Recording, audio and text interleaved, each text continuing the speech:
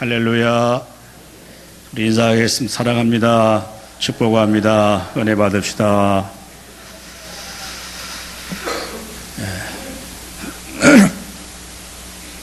성경을 기록한 목적을 성경은 이렇게 밝히고 있습니다. 예수님이 하나님의 아들이심과 그리스도임을 믿게 하기 위해서 성경을 기록했다라고 말합니다.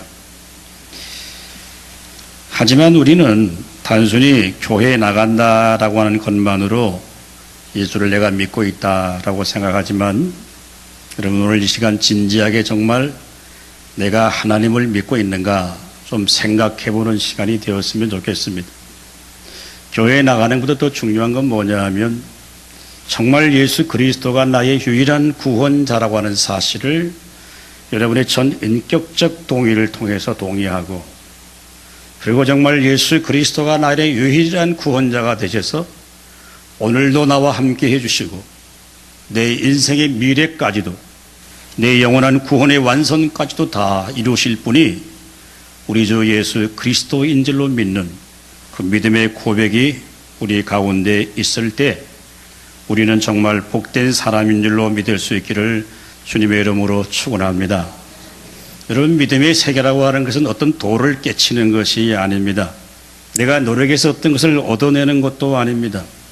하나님께서 그 말씀이 믿어지게 해 주셔야 믿고, 여러분도 내 힘으로 이 자리에 나온 것이 아니라 하나님의 은혜와 성령의 감동을 통해서 주님 앞에 나올 수 있는 하나님의 은혜를 주시고, 또 하나님의 말씀이 믿어지도록 성령이 역사해 주셨기 때문에 오늘 우리가 이 자리에 나와서 하나님을 예배하는 줄로 믿습니다. 여러분, 우리가 성경을 한번 읽어보세요. 성경이 잘 이해되는 게 많이 없습니다. 우리가 이성으로 판단해 보면 성경은 그렇게 합리적인 게 아니에요. 비과학적인 요소도 참 많이 있습니다. 대표적인 것을 우리가 생각해 본다고 한다면, 어떻게 하나님이 인간의 몸을 입고 이 땅에 우리를 찾아올 수가 있겠어요? 예수 그리스도 내가 보지도 못했고 만나지도 못한 그분이 십자가의 보배로운 피를 흘리고 죽어서 온 인류의 죄를 구원한다라고 하는 게, 이게 정말 가당찮은 이야기지 않습니까? 어쩌면 사람이 만들어낸 이야기일 수도 있겠고, 그게 우리가 성경을 읽을 때 그렇게 다가오는 부분이에요.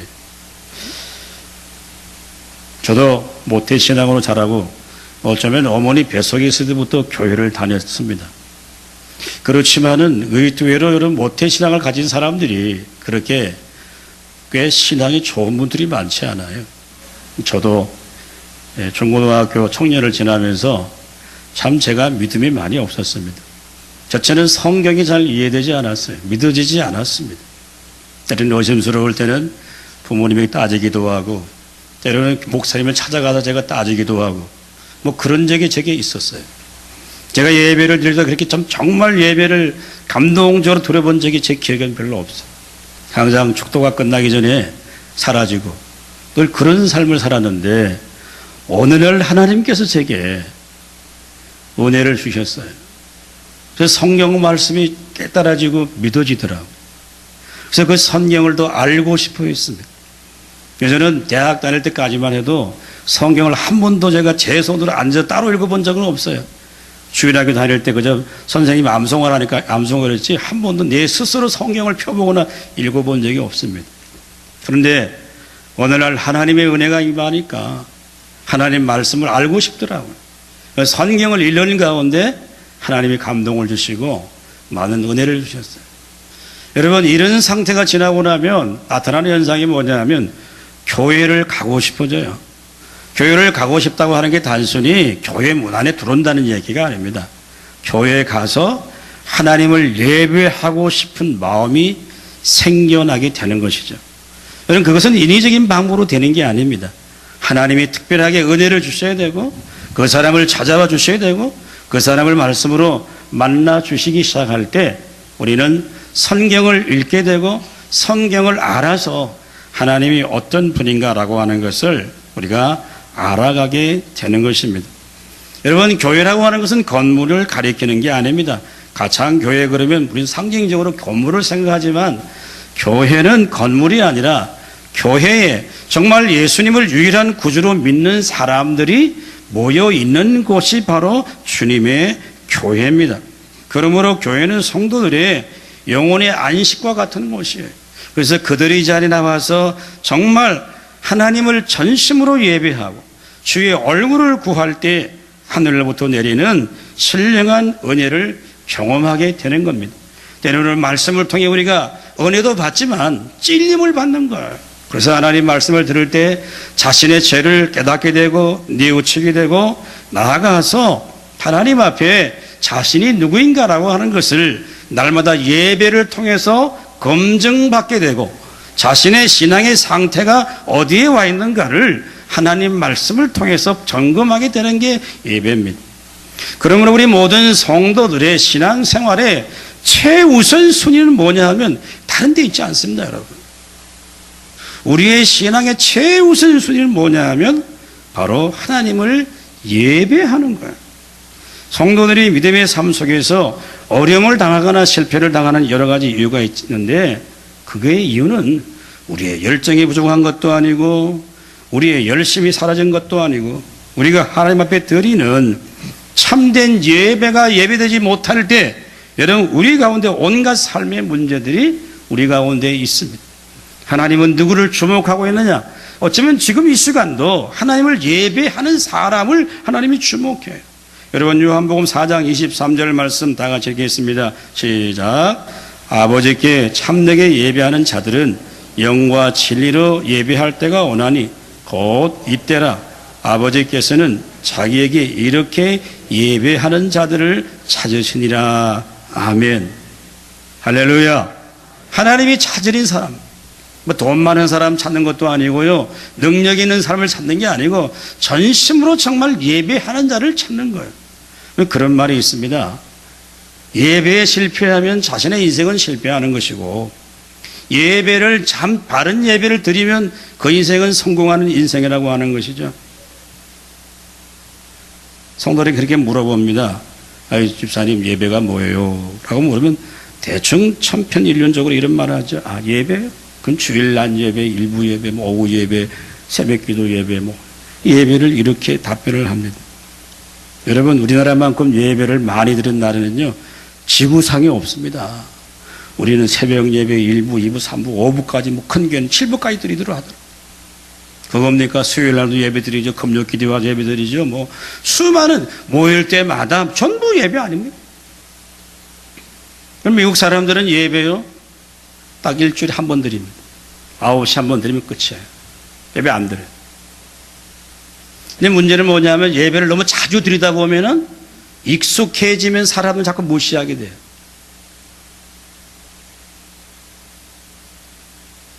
여러분 오늘 읽었던 이 본문에 우리가 지금 히브리서 11장에 그렇게 많은 믿음의 사람들을 지금 살펴보고 있는데요. 믿음의 사람의 첫 번째 사람의 한 사람을 오늘 본문에 등장시킵니다. 그 사람이 아벨이에요. 어떻게 많은 성경의 사람들이 있는데 아벨이라고 하는 사람, 그냥 제사 드리다가 형에게 맞아 죽는 사람인데 그 사람을 믿음의 조상의 영혼 가운데 한 사람으로 묘사하고 있다라고 하는 거예요. 사랑하는 여러분, 오늘 우리가 이 본문 말씀을 함께 나누면서 정말 내가 가진 이 믿음이 성경이 말하고 성경이 가르치는 믿음, 온전한 믿음인가? 여러분이 한번 분별해 보시고 오늘 성령의 음성을 들을 수 있기를 주님의 이름으로 축원합니다. 자, 오늘 다시 본문을 한번 다 같이 읽겠습니다. 시작. 믿음으로 아벨은 가인보다 더 나은 제사를 하나님께 드림으로 의로운 자라 하시는 증거를 얻었으니 하나님이 그 예물에 대하여 정언하심이라. 그가 죽었으나 그 믿음으로서 지금도 말하느니라. 아멘. 우리 한번 따라합니다. 믿음의 삶에 있는 예배를 드리라. 자, 오늘 히브리서 기자하는 말이죠. 가인과 아벨이 하나님께 제사를 드렸는데 아벨의 제사는 하나님이 받으셨고 가인의 제사는 받지 않으셨다. 그 이유를 오늘 성경이 이렇게 시작합니다. 믿음으로 아벨은이라고 했어요. 그래서 하나님이 받지 않으신 그 이유를 한 사람은 믿음으로 주님 앞에 예배를 드렸고 한 사람은 믿음으로 드리지 않았다라고 하는 것입니다. 대부분의 많은 사람들이 가인과 아벨의 제사를 근본적인 차이가 있다고 말하면서 보통 이 전통적인 해석 방법은 이래요. 가인은 한 해 농사를 수확해서 농작물을 드렸고 아벨은 그 양의 첫 새끼를 가지고 그 기름을 드렸기 때문에 그 양을 잡으려고 하면 뭐가 있습니까? 피가 나오지 않습니까? 그 피의 제사를 드렸기 때문에 하나님이 아벨의 제사를 받으시고 가인의 제사는 받지 않으셨다라고 하는 것이 보통 전통적인 해석이지만 여기에도 성경적인 문제가 있습니다. 그러면 꼭 피가 있어야만이 그 다 제사가 될 수 있느냐? 우리가 모세 오경을 들여다보면은 레위기 제사 가운데는 꼭 짐승을 잡거나 동물을 잡아서만이 피를 흘려야만 드리는 제사가 완전한 제사는 아니셨어요. 얼마든지 곡식을 가지고도 제사를 드릴 수가 있었단 말이죠. 자, 우리가 오늘 이 본문을 좀 더 이해하게 하기 위해서 창세기 4장 3절에서 5절까지 말씀을 다시 한번 읽어봅니다. 시작. 세월이 지난 후에 가인은 땅의 소산으로 제물을 삼아 여호와께 드렸고 아벨은 자기도 양의 첫 새끼와 그 기름으로 드렸더니 여호와께서 아벨과 그의 제물은 받으셨으나 가인과 그 제물은 받지 아니하신지라. 가인이 몹시 분하여 안색이 변하니. 아멘. 자, 오늘 창세기 본문을 좀 자세히 보면 4장 4절에 아벨은 자기도 양의 첫 새끼와 그 기름으로 드렸더니 여호와께서 아벨과 그의 제물을 받으셨다라고 했습니다. 무슨 이야기죠, 여러분? 제물만 받은 게 아니에요. 아벨과 그의 제물을 함께 받으셨다. 자, 가인의 제물을 받지 않으면 가인과 그의 제물을 받지 않았다라고 성경이 기록하고 있습니다. 쉽게 말하면 이런 말입니다. 제물을 드리는 그 사람을 하나님이 받으셨다는 거죠. 자, 제물이 어떤 종류를 드느냐, 거기에 하나님의 관심이 있는 게 아니라 그 제물을 드리고 있는 사람에게 하나님의 관심이 있다라고 하는 겁니다. 하나님은 우리가 제사할 때, 자, 오늘 뭐냐면 예배입니다. 예배를 드릴 때 무엇을 드리느냐, 거기에 하나님의 관심이 있는 게 아니라 예배를 드리는 그 사람에게 하나님의 관심이 있다라고 하는 거죠. 예배 드리는 그 사람이 지금 앉아있는 여기에 관심이 있는 게 아니라 우리가 6일 동안 살았던 삶의 현장을 어떻게 살다가 이 자리에 온는가, 거기에 하나님의 궁극적인 관심이 있다는 거예요. 여러분, 가인의 제사를 받지 않은 것은 가인의 제물을 거절한 것이 아니라 가인을 거절했다는 말이에요. 자, 두 사람이 똑같은 제물을 하나님께 드렸는데 아벨의 제물에는 양의 첫 새끼, 양의 새끼뿐 아니라 양의 첫 새끼를 드렸어요. 그리고 기름진 것으로 드렸다는 겁니다. 여러분, 히브리 문화에서 제가 어쩐가 한번 이 말씀을 드렸지만 이 첫 것이라고 하는 것은 굉장히 중요해요. 우리가 모세 오경을 읽어보면 모든 곡식의 첫 것은 내 것이라는 하나님이 주는 말씀이 있습니다. 그래서 이 첫째 첫 것이라고 하는 것은 모든 것을 대표하는 단수적인 의미가 있어요. 첫 것을 드렸다고 하는 것은 하나님께서 주신 것을 이게 하나님의 것이라는 마음으로 믿음의 고백을 담아 드렸다는 거죠. 그래서 우리가 창세기 이 4장 4절을 해석할 때 믿음으로 아벨은 가인보다 더 나은 제사를 하나님께 드림으로 더 나은 제사를 드렸단 말이죠. 단순히 여러분 동물을 잡아서 고기를 드렸기 때문에 하나님이 받은 것이 아니고, 농작물을 드렸기 때문에 하나님이 그걸 받지 않은 것이 아니고, 아벨은 믿음으로 가인보다 더 하나님이 원하시는 제사를 드렸다는 겁니다. 이제 마태복음 23장 35절도 참고로 우리 한번 읽어봅니다. 시작. 그러므로 의인이 아벨의 피로부터 성전과 제단 사이에서 너희가 죽인 바라가의 아들 사가라의 피까지 땅 위에서 흘린 의로운 피가 다 너희에게로 돌아가리라. 아멘. 무슨 말이냐? 여러분, 아벨이 첫 번째 아벨이 제사를 드리다 죽였는데 그 아벨의 피로부터 마지막 스가랴의 이 피까지, 순교자의 피까지. 그래서 성경 예수님은 이 아벨의 이 죽음을 단순히 어떻게 보느냐, 그냥 예배를 제사 드리다가 우발 사고가 일어난 것이 아니고 아벨의 이 죽음의 이 피가 마치 의로운 순교자의 피라고 이렇게 밝혀놓고 있는 거예요. 사랑하는 여러분, 오늘 우리가 하나님께 드리는 이 예배가 어떤 믿음의 삶으로 주님 앞에 나와서 드리는 거예요.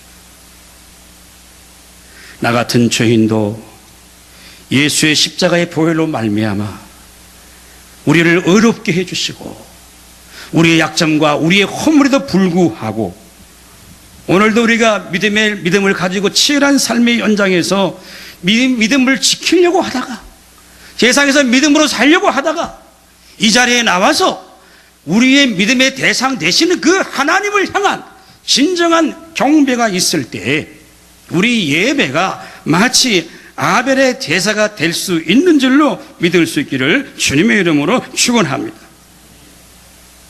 여러분, 우리는 아벨처럼 이제 재물을 가지고 나와서 하나님을 예배하지 않습니다.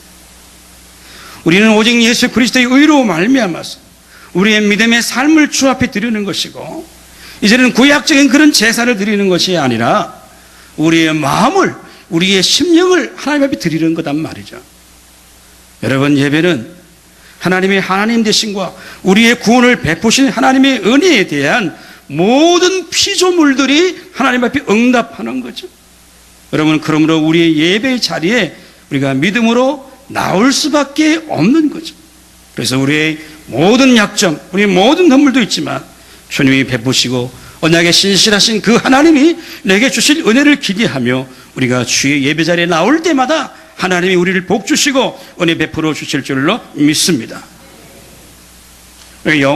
예배를 영어로 워십이라고 합니다. 이 워십이라는 단어가 가치 있다라고 하는 월스라고 하는 단어에서 파생된 나오가 워십이라고 하는 단어예요. 그 예배라고 하는 것은 뭐냐면 굉장히 가치가 있다라고 하는 말입니다. 요한계시록 4장에 보면 마지막 우리가 천국에 가서 예배드리는 모습을 사도 요한이 환상 중에 본 걸. 자, 요한계시록 4장 11절 우리 한번 읽어보겠습니다. 시작. 우리 주 하나님이여 영광과 존귀와 권능을 바치시는 것이 합당하오니 주께서 만물을 지으신 자라. 만물이 주의 뜻대로 있었고 또 지으심을 받았나야 하더라. 아멘. 어린 양 보좌 앞에 24 장로들과 다 모여서 우리 주님을 예배하는 거죠. 우리 주 하나님이여 영광과 존귀와 권능을 받으시는 것이 합당하오니, 이 합당 월스라는 단어예요. 가치 있다는 거죠. 즉 다시 말하면 우리의 예배의 대상이 되시는 그 하나님이 존귀와 영광과 찬송을 받으기에 정말 가치 있습니다 라고 하는 말이 이 고백이에요. 사랑하는 여러분, 믿음이 있는 자는 이 크고 놀라운 하나님의 위엄 앞에 주의 영광과 주의 권능과 온 인류가 그 앞에 무릎을 꿇을 수밖에 없는 우리 주 예수 그리스도 앞에 우리가 주 앞에 나가서 겸손히 예배할 수밖에 없는 거죠. 오늘 우리 시대 많은 예배들이 종교의 형식에 엇들려서 내가 그냥 예배 한번 드렸다, 예배 참석했다라고 하는 것으로서 자기 개인의 만족과 위안을 얻는 사람들이 우리 가운데 얼마나 많이 있습니까? 정말 우리들의 예배가 하나님 받으시는 예배가 되지 않는다고 한다면 우리는 어쩔 수 없이 다 세상의 종노릇 할 수밖에 없는 겁니다. 여러분, 우리는 어쩌면 한 주간을 사는 걸 왜 사느냐? 하나님을 예배하기 위해서 한 주간을 사는 거예요. 그리고 영적인 치열한 삶의 현장에 때로는 실패할 수도 있고 때로는 승리할 수도 있어요. 그럼에도 불구하고 다시 주의 보좌 앞에 나와서 하나님을 예배할 때 정말 믿음의 삶이 있는 그 예배를 주 앞에 드릴 때 하늘 문이 열리고 하나님의 은혜를 우리에게 더하여 주실 줄로 믿습니다. 로버트 웨버라고 하는 유명한 신학자가 있는데 그분이 쓴 책 가운데 예배는 동사다라고 하는 책이 있어요. 그러면 명사는 뭐냐? 일반적으로 그는 이런 얘기를 해요. 유대인들이 전통적 예배는 그냥 단순히 형식의 한이었다. 그래서 뭐 소고를 치고 북을 치고 그야말로 동사적 예배다는 말이 예배 가운데 하나님의 영이 함께하는 살아있는 예배다는 의미겠죠. 그럼 우리 모든 예배가 다 수동적으로 이루어진다고 한다면, 단순히 예배를 참여하는 것으로 끝난다고 한다면 우리 예배는 명사적인 예배예요. 이 시간도 주의 영이 함께 하시고, 우리가 말씀을 들을 때, 기도를 찬양을 드릴 때 주의 거룩한 영이 함께 해 주셔서 하나님이 나를 향하신 그 뜻과 의미를 깨닫고 분별하게 될 때 우리 예배 가운데 날마다 주의 영이 함께 할 줄로 믿을 수 있기를 주님의 이름으로 축원합니다. 두 번째, 우리 한번 따라합니다. 하나님의 말씀에 믿음으로 반응하라. 오늘 성령은 믿음으로 아벨은 가인보다 더 나은 제사를 하나님께 드림으로 의로운 자라 하시는 증거를 얻었으며 라고 있습니다. 여러분, 가인과 아벨이 하나님께 제사를 드렸는데 가인과 그의 제물은 받지 않으시고 아벨과 그의 제사를 받으셨단 말이죠. 왜 하나님께서는 가인과 그의 제물을 받지 않으시고 아벨과 그의 제사를 받으셨을까? 여러분, 두 사람이 똑같이 한 자리에서 예배를 드리는데 그 제사가 달랐다는 거예요. 제물이 다른 것이 아니고 제사를 드리는 사람의 태도가 달랐다는 거죠. 하나님께서는 아벨이 드린 예물에 대해서는 아벨이 드린 그 예물을 정언했다라고 했습니다. 즉, 예배를 드리는 자가 하나님 보시기에 더 나은 제사를 드렸기 때문에 그 예물을 하나님이 받으셨다는 말입니다. 자, 이 말은 무슨 얘기냐? 제물을 드리는, 제사를 드리는 방법의 문제가 아니라 제물을 드리는 사람의 영적인 태도를 지금 말하고 있는 겁니다. 여러분, 인간이 범죄하기 전에는 하나님을 누구든지 나가서 만날 수가 있었어요. 아담과 하와는 에덴 동산에서 마음껏 하나님을 만나고 하나님과 교제하고 만날 수 있는 엄청난 축복을 받았잖아요. 그러나 범죄한 이후에는 사람이 하나님을 만나기 위해서는 그냥 만날 수가 없었어요. 죄를 가리우는 요소가 필요했습니다. 그게 뭡니까? 그래서 제사 제도가 생겨난 겁니다. 그래서 오늘 아벨은 제사 속에 양의 첫 새끼를 잡아서 그 기름을 드리면서 그 자신이 말할 수 없는 죄인임을, 마치 양이 죽는 그 모습을 보면서 자신의 죄의 모습을 느끼고 있었을 것입니다. 그래서 하나님이 베푸시는 은혜와 긍휼과 그 무한한 사랑에 감동하면서 아벨은 제사를 드렸을 것 같아요. 자, 그러면 왜 가인은 예배를, 하나님의 그 제사를 안 드렸느냐? 자, 성경의 구체적인 가인의 행동은 기록하고 있지 않지만 한 구절이 있습니다. 요한일서 3장 12절. 자, 우리 한번 다 같이 읽어볼까요? 시작. 가인같이 하지 말라. 그는 악한 자에게 속하여 그 아우를 죽였으니 어떤 이유로 죽였느냐?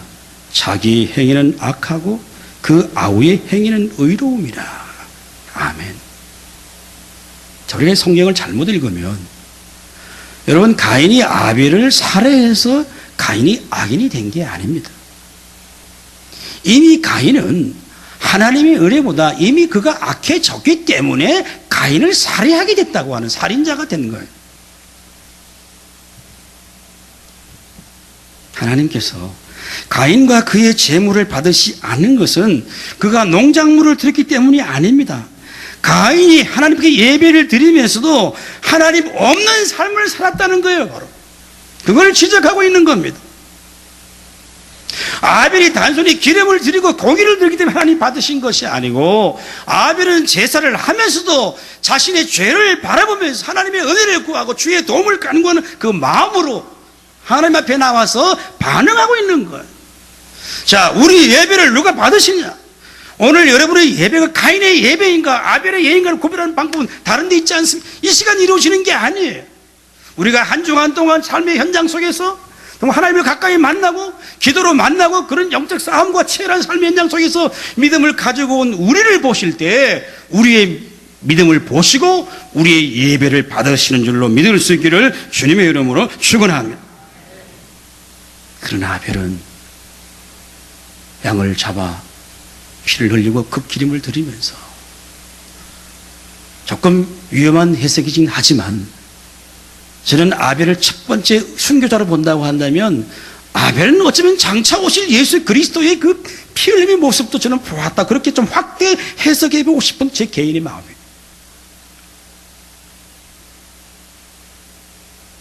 그래서 어쩌면 아벨은 제물을 가지고 하나님 앞에 나가 제사하면서 믿음으로 반응하고 믿음으로 말씀 앞에 반응하는 거죠. 성도 여러분, 참된 예배란 무엇입니까? 죄인들인 우리가 거룩하신 하나님을 배우는 거예요. 도저히 우리의 힘으로 나올 수 없지만 주의 보혈의 능력을 힘입어서 오늘도 주 앞에 나와서 하나님 아버지의 얼굴을 배우는 시간이에요. 하나님의 얼굴을 대면하는 시간이에요. 그리고 이 가운데 주의 영이 함께 하시고 성령으로 말씀하시는 그 말씀 앞에 우리가 반응하는 시간이 지금 예배하는 시간이란 말이죠. 그 이 예배를 통해 하나님의 은혜를 입은 우리들이 세상에 나가서 이 하나님 말씀을 붙들고 진리를 붙들고 실패하더라도 어렵더라도 손해보더라도 끝까지 믿음의 길을 가기 위한 그 영적 힘을 얻는 것이 뭐냐? 오늘 예배인 줄로 믿을 수 있기를 주님의 이름으로 축원합니다. 하나님을 향한 영적인 만남과 기대감과 하나님의 은혜의 사모함이 없이 그냥 이 자리에 와 있는 것은 마치 우리가 하나님을 기만하는 것이요 마치 신성 모독일 수가 있습니다, 여러분. 그래서 하나님께서는 아주 무서운 말씀을 이사야 선지자를 통해 그렇게 말씀하지 않습니까? 여러분, 이사야서 1장 11절 12절 다 같이 읽겠습니다. 시작. 여호와께서 말씀하시되 너희의 무수한 재물이 내게 무엇이 유익하냐? 나는 수양의 번제와 살찐 짐승의 기름에 배불렀고 나는 수송아지나 어린 양이나 순염소의 피를 기뻐하지 아니하노라. 너희가 내 앞에 보이러 오니 이것을 누가 너희에게 요구하였느냐? 내 마당만 밟을 뿐이니라. 아멘.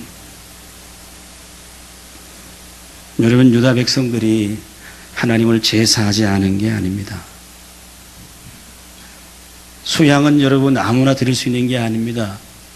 부자들이 드리는 거죠. 가난한 사람들은 그냥 비둘기 몇 마리 잡아 드리게 돼요.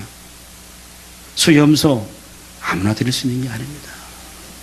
수없이 제사 드리고 재물 드리고 비싼 것들 갖다 드렸지만 제사를 드리면 드릴수록 유대인들의 이스라엘 백성들의 마음은 더 강팍해졌습니다.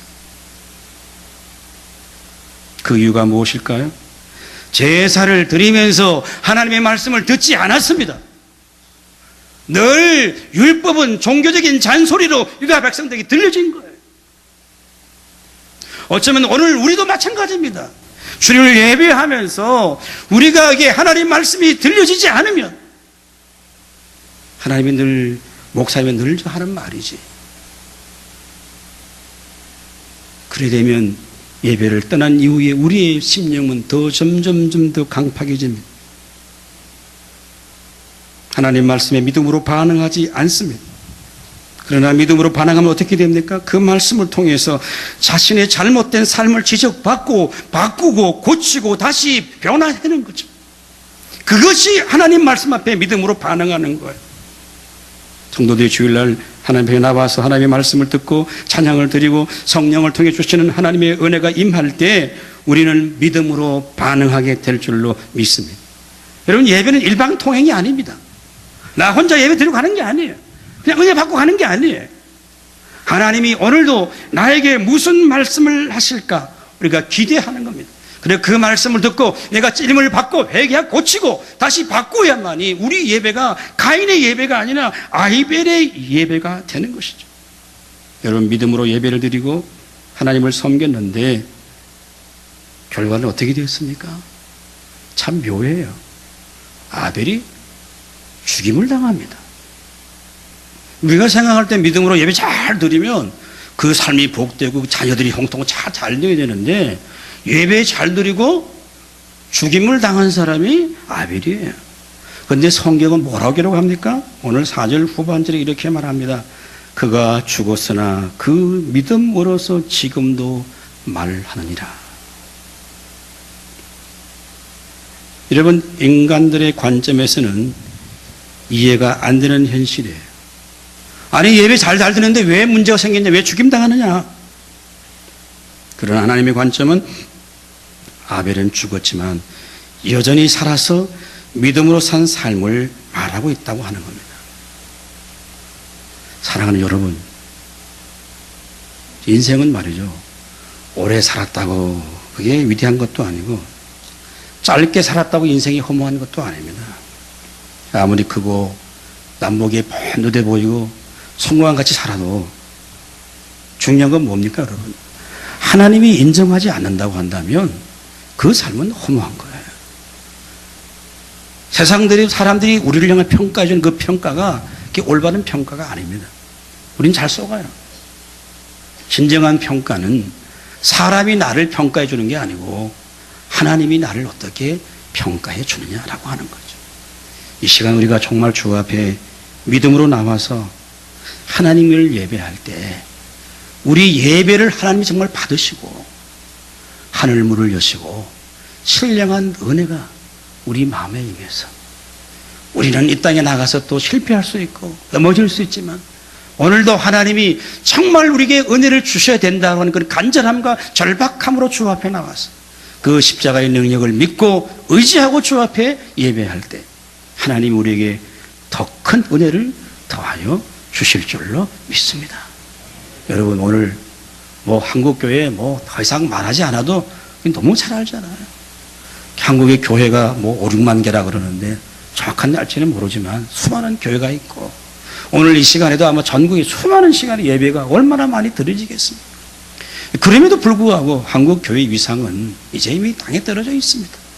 목회자들의 윤리적인 문제, 성적인 문제, 수많은 문제들 얼마나 연일연일 터지는 것들을 보면 정말 이 교회가 과연 무엇인가를 우리가 의심하지 않을 수 없는 이런 시대에 우리가 살아가고 있습니다. 여러분 그럼에도 불구하고 오늘도 어느 이 전국 교회 안에서 정말 아벨의 제사를 드리는 신실한 믿음의 사람들이 오늘도 이 조국 가운데 있고 이 땅 가운데 있는 줄로 믿습니다. 오늘 우리 장로님 핵 문제 때문에 기도도 하셨지만 김일정일이가 아무리 핵을 5차 10차를 하든 여러분 역사의 주인이 하나님이세요. 그리고 이 민족은 그래도 기도하는 하나님의 거룩한 백성들이 이 땅에 있는 줄로 믿습니다. 근데 의인 한 명이 있으면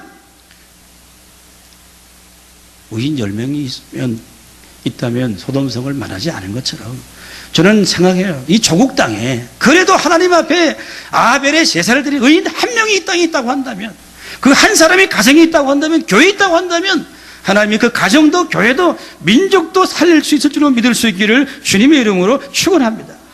정말 믿음의 삶이 있는 예배 우리가 믿음으로 하나님 말씀에 응답하고 주님의 거룩함 앞에 자신을 내어놓고 하나님의 은혜를 간구하는 그런 거룩한 백성들이 날마다 주님 앞에 나와서 예배할 때 우리의 예배가 헛된 제사가 아니라 가인의 예배가 아니라 하나님이 받으시는 거룩한 참된 예배가 될 수 있기를 주님의 이름으로 축원합니다.